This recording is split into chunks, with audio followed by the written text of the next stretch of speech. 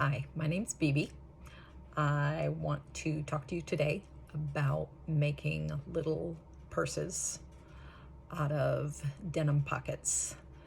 I'm a very visual learner, and so it was tough for me that I couldn't find any videos on this when I was trying to do it. I took apart a bunch of jeans and I was using them to make quilts, but I didn't want to waste anything because that was the whole purpose: reuse, recycle.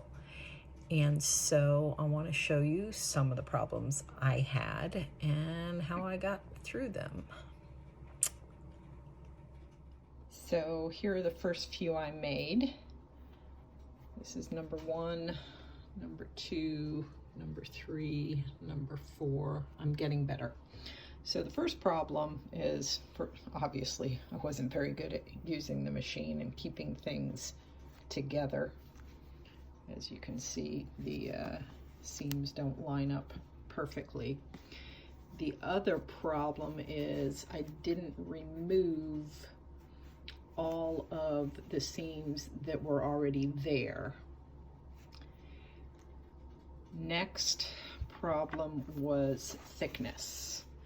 So now what I'm doing is I'm trimming inside before I try to put the pieces together so that there's not so much bulk. My husband put rivets in these, which worked okay, but you really don't need to have that problem.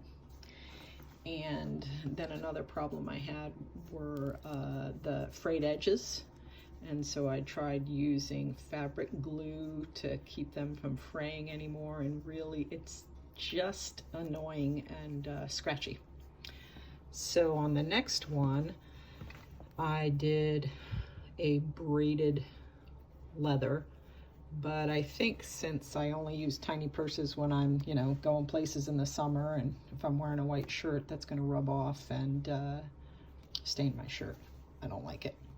And once again, I was still doing bulky here, and so I had to hand sew when I got to this part because my machine wouldn't go over all the thicknesses. And you see I've got the zipper tucked in, and so that was a bit much. So then I figured out, this is when I started trimming the inside pieces here, and I'll show you on another one that I haven't done yet. And I gave up on trying to tuck in the zippers and just let them go and do the tabs like you see on the ones in the store. So the purpose of this is to use every bit of the denim. And since the pockets and the seam pieces couldn't be used on a quilt, I take the inseam. This is the inseam seam. And that becomes your strap. And then that is the zipper from the jeans. And then just old scrap fabric. Oops. So you have your pieces here. You have the 2 pockets from your jeans, the zipper that came out of the jeans, and the inseam that you cut really, really close. And it is going to fray, but I think it's really not a big deal. I kind of like it. You can trim as much as you want. As far as the little pieces, I'll probably sit on the couch and snip those one night. And just whatever fabric you've got laying around to make the lining. What I was doing is doing about 1/4 of an inch on each one of these 4 sides, and then about 1 inch up top.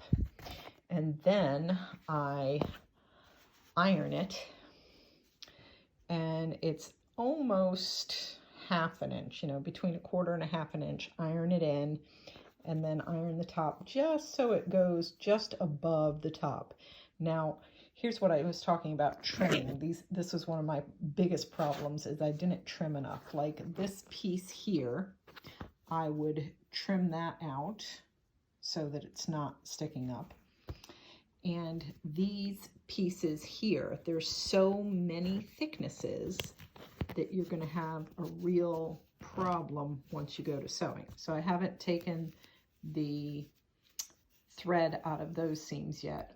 It's out of this, but not out of the tops. And I find that it really is important to take that out of there too. And then I will show you one that I have trimmed. Okay, here's the next step. So here's the trimming I was talking about. Wherever they overlap, you want to trim that off and be able to get your machine over it. Also, on your inseam piece, you'll have, this is from the crotch, and then these ends are from down by your pant legs. So if you, when you took your jeans apart, if you went all the way down through the pant legs and you still have a bulky piece here, you want to cut those bulky pieces off.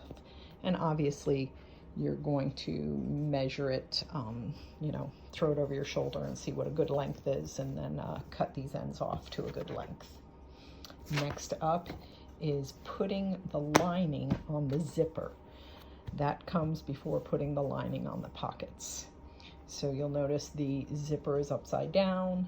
The lining that's been ironed is right side up. This is just folded over onto the end of the zipper and sewn. And so when you sew this, you will be sewing onto the zipper and then trimming those pieces that I talked about. Once again, it's all about that bulk. Otherwise, you're not going to be able to get it through your machine. So wherever you can trim, trim. And the next step will be putting one side onto the lining. You're only sewing these two seams here. When you go to the other side to put it on, what you're going to need to do is also pin your seam or your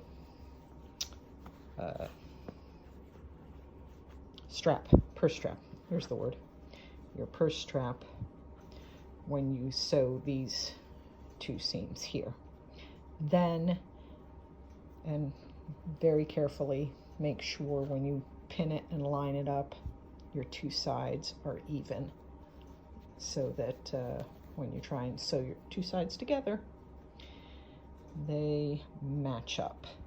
So as I said, the last step is to sew the two sides together. I start down here at the corner and I work my way up so that when I get to this bulkiest part, my machine will go over it. Because if I try to start here and work my way all the way around to the other side, first of all, my machine's not going to want to start up this far.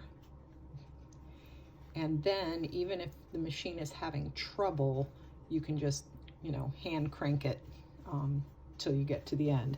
Now, as you see, mine's not finished, and that's really not about my machine. I ran out of thread, and it's, you know, pandemic. I can't go to the store. So the difference in these two, obviously this is the first one I did, so that's part of the difference, but it's also pinning. Don't try and put two pieces together that you haven't pinned, because they will slide on you. This one is perfectly together, and everything turned out really well inside, whereas this one is just a mess. I hope that helps. Thanks.